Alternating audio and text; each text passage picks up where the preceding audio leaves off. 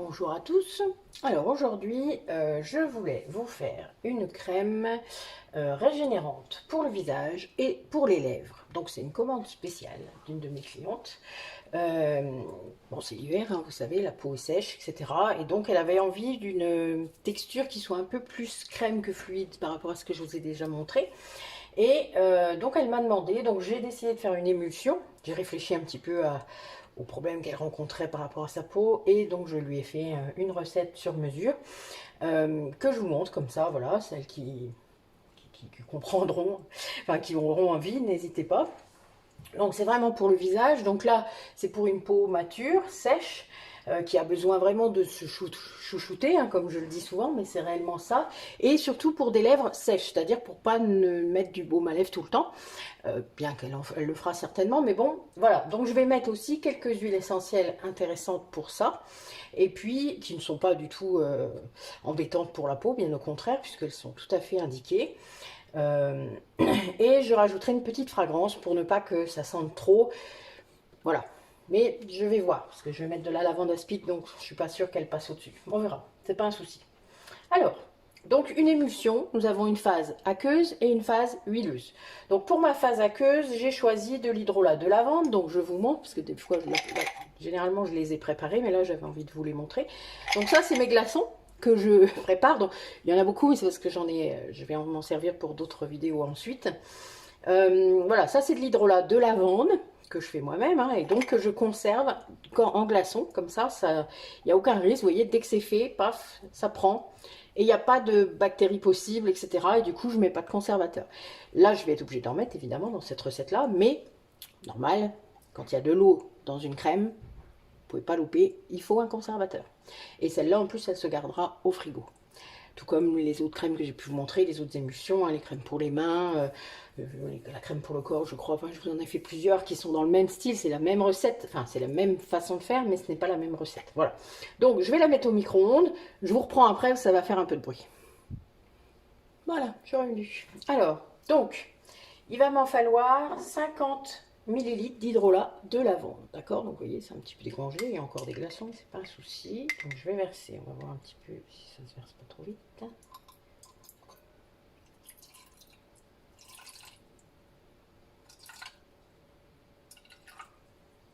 Parce que là, il faut vraiment respecter les proportions. Je vais continuer la cuillère.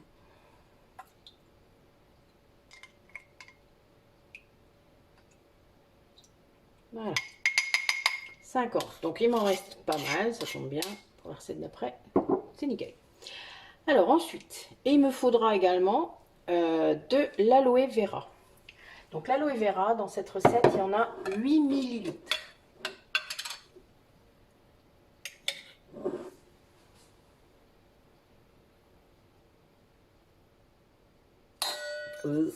Pardon, un petit peu brut ce coup-là. Millilitres. Et presque. Voilà. Bon, j'ai mis 9, mais c'est pas grave, hein. C'est de l'aloe vera. C'est pas un souci. Ça aurait été plus grave avec l'hydrolat parce qu'en fait, si la phase aqueuse est trop importante par rapport aux proportions que vous avez, eh bien ce qui est embêtant, c'est que ça va être trop liquide. Donc votre mélange, il va pas prendre en fait. L'émulsion, elle va pas bien prendre et ça, c'est un petit peu compliqué. Alors, donc là, on va mettre à chauffer un petit peu. Non, je suis une bêtise. Je vais battre, histoire de bien mélanger. Voilà. Et je mets un petit peu au bain-marie. Ensuite, je vais être obligée de nettoyer mon bazar. Il n'y a plus qu'à redésinfecter, hein, pas le choix. Voilà. Allez. C'est ça quand ça cliffe partout. Alors, donc, la phase huileuse, je vais mettre une cire émulsifiante. Donc, bon, je vous l'ai déjà montré. Bon, vous n'êtes pas obligé d'en acheter un gros comme ça, parce que moi, j'utilise souvent. Donc, j'utilise... Enfin, vous pouvez utiliser l'Olivem 1000 par exemple, qu'on trouve chez Aromazone ou comment un émulsifiant, hein, il faut que ce soit un émulsifiant. Voilà, une cire émulsifiante, c'est ce qui va faire... Alors j'insiste lourdement parce qu'en fait la première fois que j'ai essayé, j'ai fait ça avec une cire d'abeille. C'était très drôle. Évidemment ça n'a pas marché. Donc voilà, c'est pour ça. Ne vous dites pas c'est la même chose. Non, non, non, ce n'est pas la même chose. Du tout. Donc ça sert à émulsifier la phase aqueuse et la phase huileuse. Donc 8 millilitres. Oui, il ne faut pas beaucoup, mais sans ça, ça ne fonctionne pas. Il ne faut pas en mettre trop non plus. C'est-à-dire qu'il ne faut pas en mettre plus.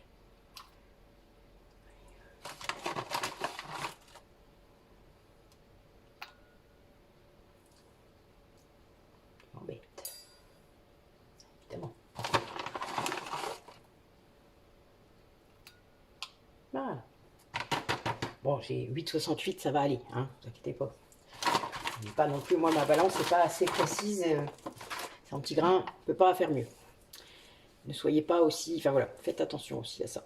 Alors, ensuite, moi j'ai choisi de mettre un beurre de mangue parce que ça va rendre la crème un petit peu plus solide. Enfin, pas trop solide, mais un petit peu plus que si je mettais que de l'huile. Donc, j'en mets pas beaucoup, hein, vous allez voir. J'en mets 3,5 millilitres. Donc, ça fait vraiment pas grand-chose. Il va falloir que je fasse gaffe d'ailleurs.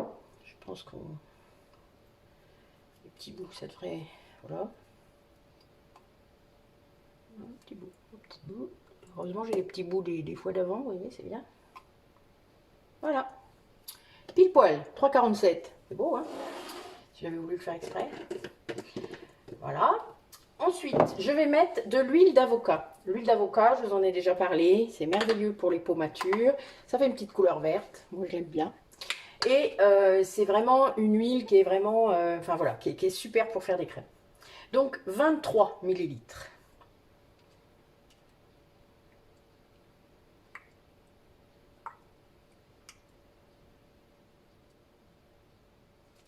Voilà. Et j'avais envie de mettre mon macérat de rose, vous savez que j'ai fait cet été, parce que il faut que j'utilise, mais bon, il a été stérilisé à fond, donc il ne craint pas. J'en mets 20%, donc je vais, enfin 20% sur mon taux d'huile, hein. Donc ça fait 6,6. Ça fait pas beaucoup, mais bon, ça fera.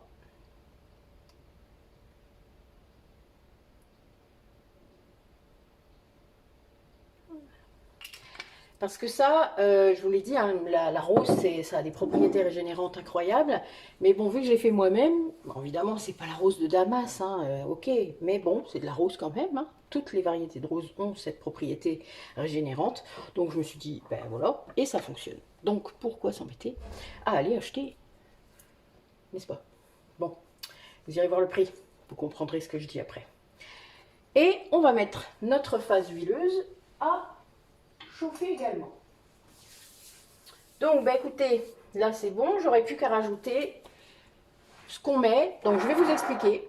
Donc, Cosgar, comme d'habitude, toujours 1%. Donc là, ça nous fera en gros 1 millilitre, puisque je vais faire 100 millilitres de crème. D'accord? Donc, voilà, Cosgar, 1 millilitre. Ensuite, je vais mettre de la lavande aspic. La lavande aspic, c'est beaucoup plus cicatrisant, régénérant pour la peau que la lavande vraie, d'accord? C'est une variété un petit peu différente, elle est liée à l'endroit où elle est cultivée. Donc voilà, la lavande aspic, c'est très bon aussi pour les piqûres d'insectes, etc. J'en mets moi dans mon baume anti-piqûre. Voilà, donc la lavande, et puis elle sent très bon la lavande en même temps, hein. Ouais, elle pique plus, mais c'est marrant d'ailleurs, un peu plus piquant au nez que la lavande vraie. J'utilise aussi là exceptionnellement parce que c'est une huile essentielle qui coûte un peu cher, mais bon voilà, je l'utilise plutôt dans les baumes régénérants. Là je l'ai mise, j'ai fait une nouvelle expérience avec Aurélie pour faire un baume pour les brûlures, mais pour régénérer la peau et arrêter les démangeaisons, etc. Si ça se confirme, je vous referai la recette. Donc l'hélicryse italienne, c'est super efficace pour régénérer la peau et faire en sorte que la peau soit bien protégée, etc. Donc, de mes deux huiles essentielles, je vais mettre 0,5 ml chacune, d'accord? Donc, ça nous fera bien 1 ml, donc 1%. Je vous rappelle que c'est pour le visage, donc les crèmes, c'est 1% d'huile essentielle sur le total, d'accord? Et je vais voir comment sentira le mélange ensuite.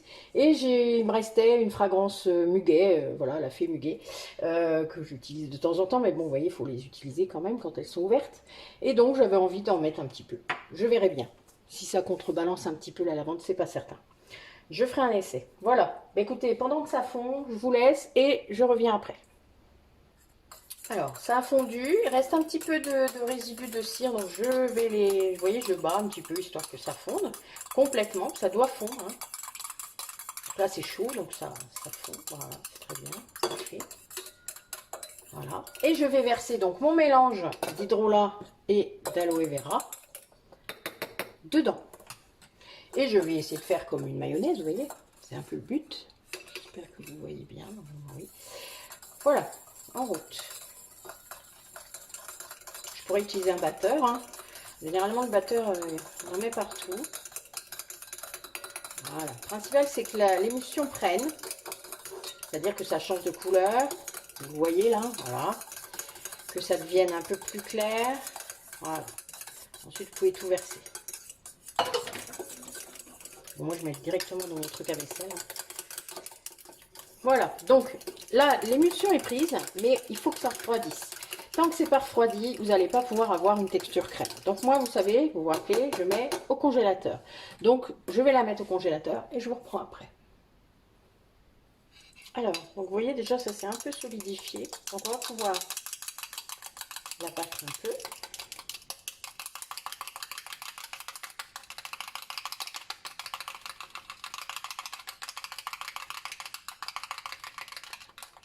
On peut utiliser un batteur, hein, vraiment. Enfin, moi j'ai un mousseur là, vous m'avez déjà vu avec, mais c'est vrai que des fois il est un petit peu, il m'en fout partout.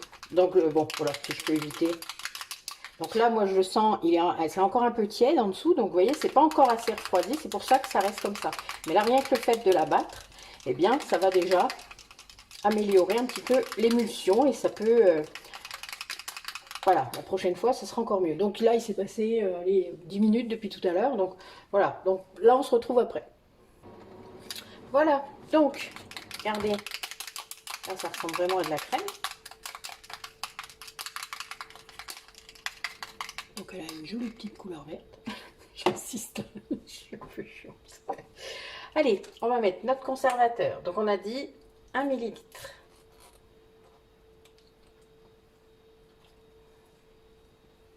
Comme d'hab, enfin c'est désinfecté, extérieur, intérieur. Hein. 1 millilitre.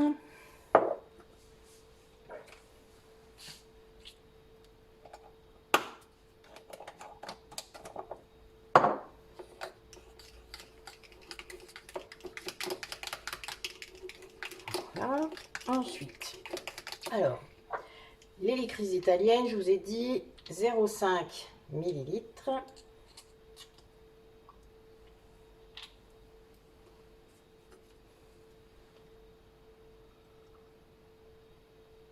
Voilà, la moitié.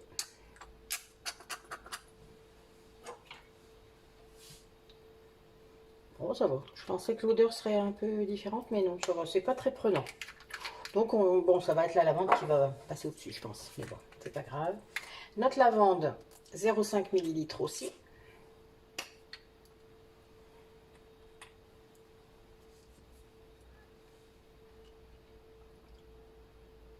Voilà. Ça sent bon. Bon, vous savez comme j'aime la lavande, hein, sous toutes ses formes. Ça me rappelle ma mamie.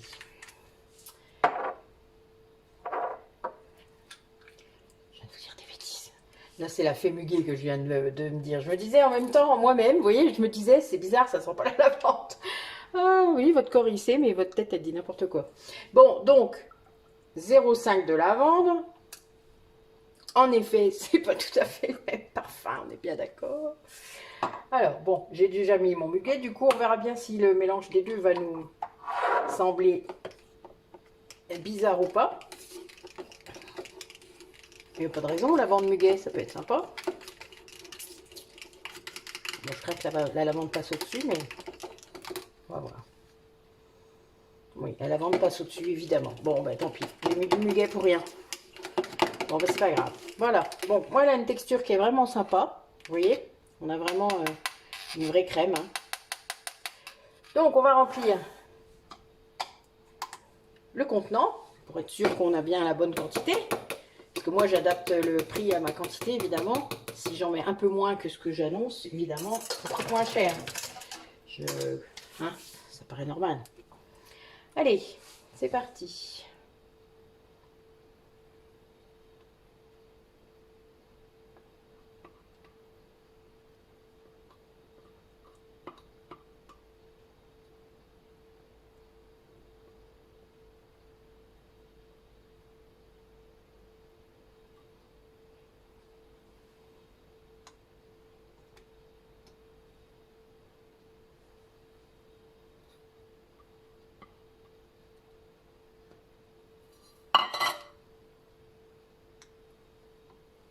$98. C'est pas mal. On peut garder le même prix. Voilà. Donc, vous vous rappelez comment on fait. Une étiquette. Alors, j'ai un petit peu de mal avec certaines de mes étiquettes en ce moment. Donc, j'utilise des étiquettes d'écolier. C'est pas grave. Elles sont très bien.